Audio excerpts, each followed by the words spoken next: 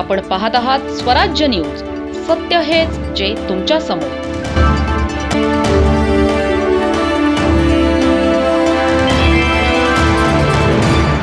पारोळा तालुक्यातून जाणाऱ्या मुकटी एरंडोल महामार्गाची दयनीय अवस्था झाली असून जागोजागी पडलेल्या मोठमोठ्या खड्ड्यांमुळे वाहन चालकांना जीव मुठीत धरून प्रवास करावा लागत आहे. या मार्गावर दररोज लहान मोठे अपघात घडत आहेत. सुमारे 250हून अधिक आलिशान गाड्या रात्रीच्या वेळी या मार्गाचा वापर करतात. त्यामुळे कोणत्याही क्षणी मोठा अपघात होण्याची शक्यता वाढली आहे. टोल कर्मचाऱ्यांची मुजोरी, आमदार खासदारांकडे लक्ष वेधले. या रस्त्यावरील सबगव्हाण टोल नाक्यावर टोल कर्मचाऱ्यांकडून वाहनधारकांची दादागिरी आणि मुजोरी सुरू असल्याचा आरोप होत आहे. टोल वसुलीच्या नावाखाली लाखो रुपये कमावले जात असतानाही रस्त्याची दुरुस्ती केली जात नाही. नुकतेच एका मेडिकल ऑफिसर सोबत घडलेला प्रकार या दादागिरीचे ज्वलंत उदाहरण आहे. आमदार अमोल पाटील यांनी केलेल्या मध्यस्थीनंतर स्थानिक वाहनधारकांना प्रतिफेरी 20 रुपये टोल ठरविण्यात आला होता. मात्र टोल कर्मचाऱ्यांनी ही रक्कम स्वीकारण्यास नकार देत थेट 3000 रुपयांची पावती फाडण्याची धमकी दिली. टोल कर्मचारी थेट "आम्ही कोणालाही भीत नाही" अशी भाषा वापरत असल्याची तक्रारही वाहनधारकांनी केली आहे. टोल नाक्यावर केवळ दादागिरीच नाही तर मूलभूत सुविधांचाही अभाव आहे. वाहनधारकांसाठी असलेल्या स्वच्छतागृहांची अवस्था अतिशय खराब आहे. त्यामुळे प्रवाशांची मोठी गैरसोय होत आहे. कोट्यावधी रुपयांची टोल वसुली होत असतानाही वाहनधारकांना सोयीसुविधा पुरवण्यात टोल प्रशासन अपयशी ठरले आहे. रस्त्यावरील खड्ड्यांमुळे होणारे अपघात आणि टोल नाक्यावरील कर्मचाऱ्यांची अरेरावी यामुळे वाहनधारकांमध्ये संतापाची लाट पसरली आहे. आंदोलनाचा इशारा, लोकप्रतिनिधींनी लक्ष घालण्याची मागणी. या गंभीर प्रश्नावर स्थानिक लोकप्रतिनिधींनी लक्ष घालून तोडगा काढण्याची मागणी वाहनधारकांकडून होत आहे. पारोळा तालुक्याचे आमदार अमोल पाटील, जिल्हाधिकारी आयुष प्रसाद आणि जळगाव जिल्ह्याच्या खासदार स्मिता पाटील यांनी या प्रश्नात त्वरित लक्ष घालावे अशी अपेक्षा व्यक्त केली जात आहे. जर रस्त्याचे काम त्वरित सुरू झाले नाही आणि दादागिरी करणाऱ्या टोल कर्मचाऱ्यांवर कारवाई झाली नाही तर तीव्र आंदोलन छेडण्याचा इशारा वाहनधारक संघटनांनी दिला आहे. किल्ले लळिंग संवर्धन समितीला यश, राज्यस्तरीय मानाने सन्मानित. पाली जिल्हा रायगड कालेकर कॅम्प येथे हे 2 दिवसीय गडकोट संवर्धन संमेलन यशस्वीरित्या पार पडले. महाराष्ट्राचा ऐतिहासिक वारसा, आपले गड किल्ले तसेच पुरातन वैभव यांचे जतन संवर्धन व्हावे व आपला ऐतिहासिक ठेवा पुढच्या पिढीला पाहता यावा, तसेच छत्रपतींचा जाज्वल शौर्याचा, पराक्रमाचा इतिहास जगता यावा, पाहता यावा यासाठी महाराष्ट्रातील अनेक गड दुर्ग संस्थांनी एकत्र येत दुर्ग महासंघ तयार केला आहे. माउंटन स्पोर्ट्स अकॅडमी तसेच रोटरी क्लब इंटरनॅशनल आणि अनेक संवर्धन संस्थांनी एकत्र येत हे मोठे ऐतिहासिक पाऊल उचलले आहे. हे दुर्ग संवर्धन महासंघ संपूर्ण महाराष्ट्रात कार्यरत असणार आहे. तसेच महाराष्ट्रातील अनेक पुरातन वैभव तसेच इतिहासाशी निगडीत अनेक गोष्टींवर हे महासंघ कार्य करणार आहे. यानिमित्त या संमेलनात महाराष्ट्रातील 25 ते 30 दुर्ग संवर्धन संस्थांचा सहभाग होता. तसेच दुर्ग संवर्धन करताना येणाऱ्या अडचणी व त्यावर उपाययोजना यावर सखोल चर्चा झाली. यात दुर्ग संवर्धन क्षेत्रातील अनुभवी व दिग्गज मंडळी यांचे मार्गदर्शन व अनुभव कथन लाभले. यातील प्रमुख मार्गदर्शक मान्यवर डॉक्टर सचिन जोशी, पुरातत्व अभ्यासक डॉक्टर राहुल चेंबूरकर, स्थापत्य अभ्यासक वास्तुविशारद सागर सुर्वे, इतिहास अभ्यासक गणेश गीत रेस्कुवर गिरोहक, तसेच विशेष सहकार्य नंदू चव्हाण, पद्माकर गायकवाड, सतीश गायकवाड, धनंजय मदन, महेंद्र भंडारी यांचे लाभले. या राज्यस्तरीय महासंघ दुर्ग संमेलनात रोटरी क्लब गव्हर्नर हर्ष मकोल व सचिव रोहिता सपकाळे यांच्या हस्ते किल्ले लळिंग संवर्धन समितीला सन्मानित करून गौरविण्यात आले. लळिंगेश्वर सेवा ट्रस्टचे अध्यक्ष संदीप पाटोळे यांच्या मार्गदर्शनाखाली उपस्थित किल्ले लळिंग संवर्धन समितीचे अध्यक्ष प्रशांत खेमनार व सचिव भटू वाघ तसेच समितीचे खजिनदार लखन शिंदे, सदस्य बबलू पाटील, योगेश पाटील, पदाधिकारी सदस्य यावेळी उपस्थित होते. धुळ्याचे सुप्रसिद्ध योगाचार्य डॉक्टर राजेंद्र निकुम यांनी रचला इतिहास. राजस्थान येथे केले योगाचे 6वे golden book of world record. प्रख्यात योगाचार्य ॲडव्होकेट डॉक्टर राजेंद्र निकुंभ यांनी स्वर्णिम योग यात्रा कार्यक्रमाअंतर्गत राजस्थानमधील हनुमानगड येथे त्यांचे 6वे golden book of world record प्राप्त करून योग क्षेत्रात एक नवा इतिहास रचला आहे. राजस्थान येथील खुशालदास विद्यापीठात योग विभागाकडून स्वर्णिम योग यात्रा कार्यक्रम घेण्यात आला. हरिद्वार, ऋषिकेश, उत्तराखंड, हरियाणा, राजस्थान व महाराष्ट्राच्या तपोभूमीतील अनेक साधू संत आणि तपस्वी या स्वर्णिम योग यात्रेचे साक्षीदार बनून उपस्थित होते. गेल्या 4 दशकापासून सातत्यपूर्ण कामाची दखल घेऊन डॉक्टर राजेंद्र निकुंभ यांना विद्यापीठाकडून विशेष निमंत्रित म्हणून बोलविण्यात आले होते. कार्यक्रमाला पूज्य स्वामी रामदेव, हरियाणा योग आयोगाचे अध्यक्ष डॉक्टर जयदीप आर्य यांचे शुभ आशीर्वाद लाभलेत. स्वामी प्रणवानंद सरस्वती, विमर्शानंद गिरी महाराज, वैभवदेव महाराज, योगाचार्य ढकाराम, योगी रामरस, कुलभूषण बैराठी, डॉक्टर प्रीती वर्मा यांची प्रमुख उपस्थिती होती.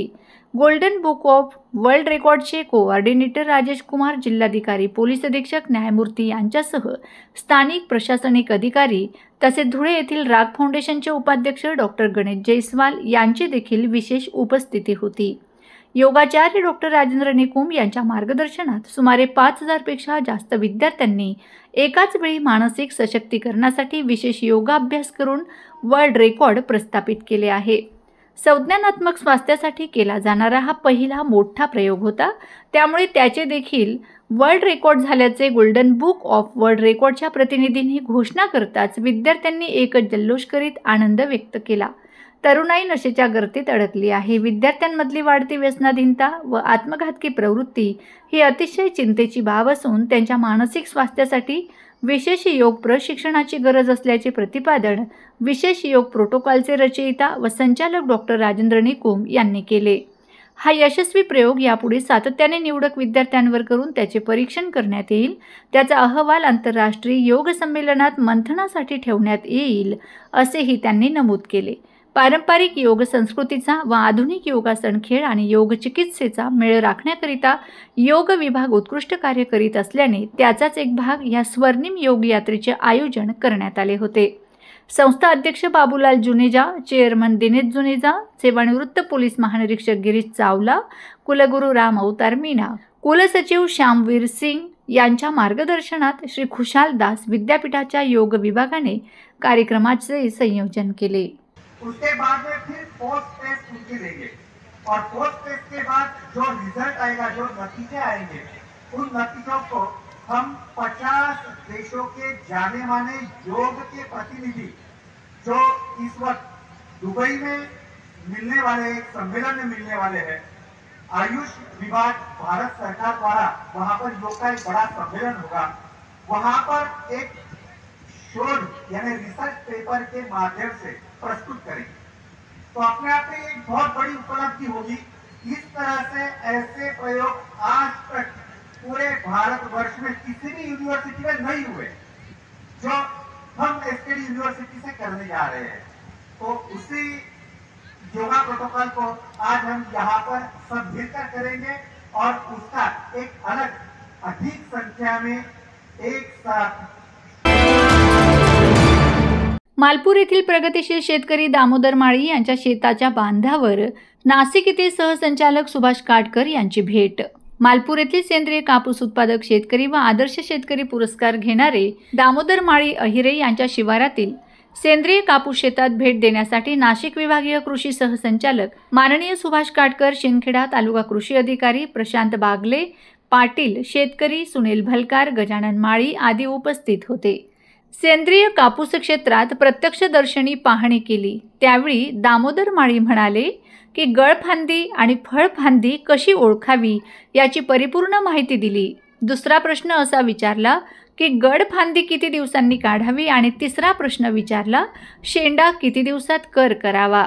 याचे सर्व अचूक असे उत्तरं माहिती दिली. त्यावेळेस मात्र सुभाष काटकर सर खूपच खुश झालेत व आनंदित झालेत. ते म्हणाले की सेंद्रिय शेती ही काळाची गरज आहे. ते विषमुक्त शेती आहे. सेंद्रिय कापूसवरती दादा लाड कापूस तंत्रज्ञान वापरून तिला यशस्वी करून दाखवली. याची शाबासकीची थाप सुभाष काटकर साहेबांनी दामोदर माळी यांना दिली. नमस्कार. आज मालपूर गावातील कृषीप्रेमी जे मालपूर गावाचे शेतीशी नातं जोडणारे आमचे सन्मित्र दामोदरजी माळी आहिरे यांनी शेतीच्या बाबतीमध्ये जी प्रगती केलेली आहे ती प्रगती पाहता आज नाशिक आयुक्तातील सुभाष काटकर सर यांच्या शेताच्या बांधावर आलेत आणि ही यशोगाथा खरोखरच वाखाणण्याजोगी आहे. आम्ही आज त्यांच्याकडे आलेलो आहोत. चला तर पाहूया त्यांचा हा वृत्तांत. दामोदरजी, आपण जी शेती करतायत त्या शेतीच्या बाबतीमध्ये कसं काय तंत्रज्ञान तुम्ही अवलंबलं आहे, 2 मिनिटं व्यक्त करा. ते आमचा भगवान बलराम गट आहे, त्या गटामध्ये सेंद्रिय शेती करतात आणि त्या सेंद्रिय शेतीमध्ये तृप्ती मॅडम वगैरे जिल्ह्याचे आले आणि त्यांनी थोडं कीड नियंत्रणवरती मार्गदर्शन केलं. कृषी विभागाचे नागरे वगैरे जे आपले शिंदखेड्याचे साहेब आहेत ते पण आले आणि 4था वर्ग होता आमचा. त्या वर्गामध्ये दिलीप वडनेकर आदर्श शेतकरी त्यांनी निंबुडी अर्कावरती विषय घेतले. शेतकऱ्यांना ती प्रयोगशाळा समजून शेतकऱ्यांना ते दाखवलं आणि मी जरा म्हणजे सेंद्रिय शेती मी पण त्या गटात आहे. आमचा भगवान बलराम गट आहे. त्या गटामध्ये मी पण थोडा म्हणजे दादा लाड तंत्रज्ञान जे कापूसवरती ते सेंद्रियवरती मी करून दाखवलं. आता तेही आमच्या वर्गाच्या सगळ्या शेतकऱ्यांना मी गडफांदी व फळफांदी हा समजूत घातली त्यांना. सगळ्या शेतकऱ्यांना ही गडफांदीमध्ये काय होतं आणि फळफांदीमध्ये जर राहिलं तर फळ किती वाढतं, काय वाढतं, ही जी यशोगाथा आहे माझी, ही यशोगाथा आमचे सुनील तटकर साहेब नाशिक विभागीय हे यांना कळालं. आता ते स्वतः आमच्या शेतात येऊन तुम्ही असं कसं तंत्रज्ञान वापरलं बुवा, तर ही नॉन बीटी आहे आणि याच्यावरती तुम्ही हा जो प्रयोग केला तो प्रयोग कसा सक्सेस केला, काय झालं ते प्रत्यक्ष येऊन बांधावर येऊन माझ्याकडून सगळी डिटेल माहिती घेतली आणि मी त्यांना सांगितली. तर त्यांनाही आनंद वाटला. आता गडफांदी व फळफांदी हा विषय जो आहे तो आपण सेंद्रिय कापूसवरती केला. त्याच्या अगोदर बीटी कापूसवरती करत होतो. आता बीटीमध्ये थोडं बोंड मोठं होतं, याच्यात थोडं बारीक आहे, पण बोंडांची संख्या हे साहेबांनी सगळं प्रत्यक्ष पाहिलं. काही गावाचे शेतकरी पण होते, जगनदादा बागुल होते, बरेचसे गावाची मंडळी होती. आमचे हरिभक्त पारायण रामचंद्र महाराज होते, त्यानंतर आपले नामदेव आयरे आपलं नामदेव माडी होते, त्यानंतर तुळशीराम तात्या होते, माझे पशुपालक बरीचशी मंडळी होती, देवादासभाऊ होते. अशी ज्यांना सांगितलं ती मंडळी आली आणि माझ्या शेतात प्रत्यक्ष त्या साहेबांच्या समोर मी सगळं मार्गदर्शन केलं. तर खूप लोकांना कौतुक वाटलं. खरोखर म्हणजे हे दादा लाडचं तंत्रज्ञान आहे. दादा लाडा त्यांनी मला हे ज्ञान शिकवलं आणि त्याच्यावर मी हा प्रयोग करायला गेलो तर सक्सेस झाला. कौतुक वाटलं लोकांना. आणि त्याच्या अगोदर मला 2014मध्ये पशुपालक दुग्ध व्यवसाय हा पुरस्कार आपले मुख्यमंत्री देवेंद्र फडणवीस साहेब यांच्याकडून मला भेटला. वसंतराव नाईक प्रतिष्ठान तिथून मला हा पुरस्कार भेटला. आणि खरं तर म्हणजे जीवनात माणसाने दुसऱ्यासाठीच जगायला पाहिजे. गावातील रास्त भाव दुकान नंबर 49 गाव बोरीस येथील वाटप मंजुरी आदेश रद्द करण्याबाबत महिला बचत गटांची मागणी. धुळे तालुक्यातील बोरीस गाव परिसरात रास्तभाव दुकान वाटपाबाबत मंजुरी देण्यात आली आहे, परंतु संबंधित मंजुरी प्रक्रियेत अनेक अनियमितता झालेल्या आहेत. ग्रामस्थांचा योग्यरित्या विचार न करता, पारदर्शकता न ठेवता ही मंजुरी देण्यात आली आहे. त्यामुळे ग्रामस्थांच्या हक्काचे नुकसान होत आहे. सदर प्रक्रियेबाबत बोरीस गावातील इतर सर्व महिला बचत गट व प्रहार दिव्यांग स्वयंसहाय्यता समूह असून त्यांना पूर्व माहिती मिळाली नाही, जसे वर्तमान पेपर जाहिरात, ग्रामपंचायतला लेखी पत्र अथवा दवंडी जाहीर करण्यात आली नाही. म्हणून असंख्य महिला बचत गट इच्छुक असून अर्ज करता आले नाहीत. तरी सदर मंजुरी बेकायदेशीर झाली असून त्यास स्थगिती देण्यात यावी व नवीन जाहिरात प्रसिद्धी करून पात्र गटाला मंजुरी देण्यात यावी. या कारणास्तव दिलेली रास्तभाव दुकान 49 वाटपाची मंजुरी त्वरित रद्द करावी व नव्याने पारदर्शक व कायदेशीर पद्धतीने प्रक्रिया करून मंजूर करावे, अशी मागणी व तक्रार अर्ज यशस्वी महिला स्वयंसहाय्यता समूह बोरीस अध्यक्ष कल्पना प्रदीप देवरे व सचिव यांनी निवेदनाद्वारे माननीय जिल्हा पुरवठा अधिकारी धुळे यांना दिनांक 17 सप्टेंबर 2025 रोजी केली आहे. तसेच सदर तक्रार अर्ज प्रत माननीय जिल्हाधिकारी धुळे यांनाही देण्यात आली आहे. दिनांक 17 सप्टेंबर 2025 बुधवार रोजी सकाळी 10 वाजता ग्रामपंचायत कार्यालय बेटावद येथे पंचायत राज अभियान राबविणे व ग्रामस्तरीय समिती स्थापन करण्याबाबत ग्रामसभा मोठ्या उत्साहात पार पडली। या ग्रामसभेच्या प्रसंगी माजी मुख्यमंत्री श्री देवेंद्र फडणवीस यांच्या मार्गदर्शनाचे थेट लाईव्ह प्रक्षेपण उपस्थित ग्रामस्थांना दाखविण्यात आले। मुख्यमंत्री महोदयांनी पंचायत राज अभियानाअंतर्गत ग्राम विकासासाठी ग्रामसभेची भूमिका महत्त्वाची असल्याचे सांगून जनतेला सक्रिय सहभागाचे आवाहन केले। ग्रामसभेला सरपंच, उपसरपंच, ग्रामपंचायत सदस्य, ग्रामसेवक तसेच गावातील महिला व पुरुष ग्रामस्थ मोठ्या संख्येने उपस्थित होते। या बैठकीत ग्रामस्तरीय समिती स्थापन करण्याचा ठराव एकमताने मंजूर करण्यात आला। तसेच ग्राम विकासाच्या विविध योजना, पायाभूत सुविधा, स्वच्छता, शिक्षण, पाणी पुरवठा व इतर स्थानिक विषयांवर चर्चा करण्यात आली। श्रम सामाजिक सुरक्षा हक्कासाठी हमाल मापाड्यांचे धरणे आंदोलन। धुळे कृषी उत्पन्न बाजार समितीत हमाल मापाडी संघटनेतर्फे सामाजिक सुरक्षा आणि श्रम सुरक्षेची मागणी घेऊन धरणे आंदोलन सुरू झाले आहे। धुळ्यातील जेल रोडवर सुरू झालेल्या या आंदोलनात बहुसंख्य हमाल मापाडी सहभागी झाले आहेत। हमाल मापाडी 55 वर्षापासून काम करीत आहेत, पण त्यांच्या मूलभूत मागण्यांकडे दुर्लक्ष केले जाते असे स्पष्टीकरण देण्यात आले। हमाल मापाड्यांच्या श्रमाचा मोबदला व्यवस्थापन मालकांनी थकविला आहे, त्याबाबतच्या अडचणी दूर कराव्यात। कायद्याच्या तरतुदींची अंमलबजावणी करीत नसलेल्या अधिकाऱ्यांवर कारवाई करावी। हमाल मापाड्यांसाठी माळी महामंडळात नोकरी द्यावी। खासगी बाजार समित्यांना माळी कायदा लागू करावा। कंत्राटदारांकडून हमाल मापाड्यांचे होणारे शोषण थांबवावे। हमाल मापाड्यांसाठी लेव्हीचा दर 40 ऐवजी 100% असावा।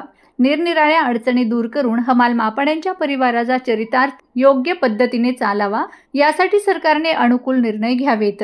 मागण्या मान्य झाल्या नाही तर भविष्यात आंदोलनाची तीव्रता वाढेल असा इशारा संघटनेने दिला आहे। हमाल मापाडी संघटनेचे अध्यक्ष गंगाराम कोळेकर यांच्या नेतृत्वात हे आंदोलन होत आहे। या सरकारने जो जेर काढलेला आहे, हा जेर केवळ कामगारांच्या विरोधात आहे, माथडी बोर्डाच्या विरोधात आहे। त्याच्यामध्ये अशा अटी टाकलेल्या आहेत त्यांनी, जर कधी कामगारांनी संप केला तर त्याला 2 लाख रुपये दंड, 1 वर्षाची शिक्षा असे काही नियम काढलेले। हा माथडी कायदा 55 वर्षापूर्वी या महाराष्ट्रामध्ये लागलेला आहे आणि हा कायदा हे सरकार मोडून पाहते। म्हणून या सरकारच्या विरोधात आज आम्ही महाराष्ट्राच्या हमाल मापडी महामंडळाने निर्णय घेतलेला आहे। ह्या कायद्याविरोधात आपल्याला धरणं आंदोलन करायचे आहे। म्हणून आज आम्ही वेळेमध्ये 16 तारीख ते 22 तारीखपर्यंत आम्ही धरणं आंदोलन करणार आहोत। जर याची आम्हाला न्याय नाही भेटला तर पुढच्या आंदोलनामध्ये महाराष्ट्रामधल्या जेवढ्या मार्केट कमिटी आहे तेवढ्या बंद राहतील अशी सरकारने नोंद घ्यावी, एवढीच विनंती। धुळे शहरातील नामांकित असलेला असा डी-मार्ट या ठिकाणी एका ग्राहकाची फसवणूक झाल्याचं निदर्शनास आलं आहे। शहरातील अनिकेत बारी हे डी-मार्टमध्ये आपला किराणा माल घेण्यासाठी गेले असता त्या ठिकाणाहून गुड डे बिस्किट पुडा देखील घेतला होता। मात्र घरी आल्यावर ते गुड डे बिस्किट पुडा फोडल्यावर त्यात मेलेली अळी आणि बुरशी लागलेले बिस्किट आढळून आलेत। या संदर्भात तीव्र नाराजी व्यक्त करण्यात आली आहे। सुप्रसिद्ध असलेल्या डी-मार्टमध्येच अशी ब्रँडेड वस्तू अशा पद्धतीने विक्री होत असेल तर याकडे लक्ष देणार कोण, असा प्रश्न उपस्थित केला जातोय। या संदर्भात अनिकेत बारी यांनी अन्न औषध प्रशासन यांच्याकडे देखील लेखी स्वरूपात तक्रार केली आहे। यांसह जिल्हाधिकाऱ्यांकडे देखील तक्रार देण्यात आली आहे की अशा डी-मार्ट येथील व्यवस्थापकांवर कारवाई करावी, अशी मागणी या तक्रारीत अनिकेत बारी यांनी केली आहे। धुळेकर, मी अनिकेत बारी, राहणारा धुळ्यामधला। ॲक्च्युली काही दिवसापूर्वी ना मी नेहमी डी-मार्टमधून माल घेत राहतो किराणासाठी, घरगुती घ्यायसाठी। तर आता रिसेंटली मी कालच माझ्या मिसेसने गुड डेचं बिस्किट होतं आणलेलं डी-मार्टमधून, पण ते उघडल्यावर त्याच्यावरती सगळं त्याच्यामध्ये आळ्या होत्या, त्याच्यानं बुरशी होती त्याला लागलेली। तर मी त्या संदर्भात म्हणजे त्याच्यात माझ्या मुलीलासुद्धा त्रास होतो त्या गोष्टीने, तर तिलासुद्धाच चालू त्याच्यावरती हे चालू आहे, हॉस्पिटलमध्ये काम चालू त्याच्यावरती। तर तिच्यावरती झाल्यानंतर ते त्यांना सांगितले, जिल्हा आपल्या धुळ्यातल्या अन्न प्रशासन दिले ना निवेदन की त्याच्यात कारवाई करण्यात यावी, तर त्यांना तसं निवेदन पण दिले आणि जिल्हाधिकारी सरांना पण त्यांना निवेदन दिले। तर याच्यावरती कारवाई लवकरात लवकर करण्यात यावी, कारण हे असं माझ्यासोबत घडलेलं आहे, तर कुठल्याही धुळेकरासोबत घडू नये ही माझी देखील इच्छा आहे। एक चांगला नागरिक होण्याचा मी प्रयत्न करत आहे, तर बाकीचे सगळे धुळेकरांनी मला सपोर्ट द्यावा, सहकार्य करावे हीच नम्र विनंती।